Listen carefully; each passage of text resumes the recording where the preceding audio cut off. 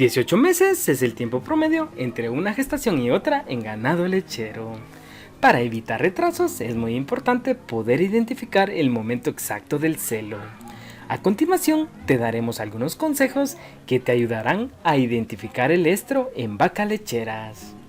La alimentación en las vacas de la forma correcta garantiza que la vaca pueda ser preñada, porque si una vaca no está bien alimentada, no podrá formar un nuevo integrante en la ganadería bovina.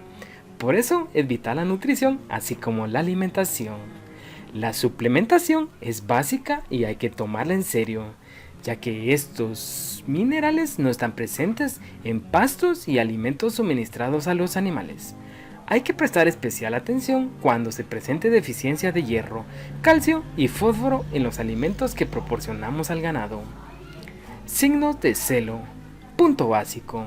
Observa las vacas diariamente.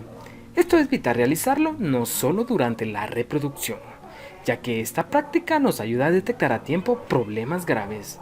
Observar a diario nos permite detectar anormalidades de inmediato y por lo tanto identificar cuando las vacas presenten signos de celo.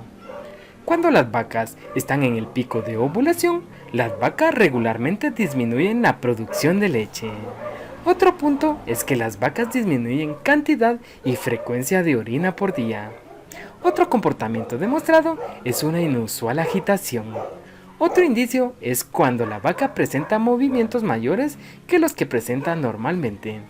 Cuando conoces o la persona que directamente cuida el ganado notará hasta una disminución en el apetito cuando las vacas están en celo.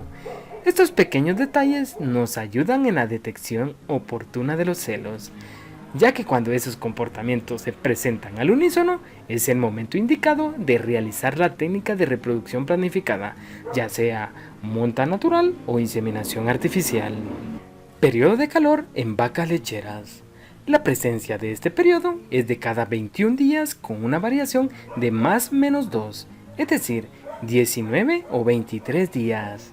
Algo muy importante es el seguimiento al hato ganadero, ya que si existe ausencia de este periodo es un indicador de problemas de salud en la vaca y por lo tanto no se preñará.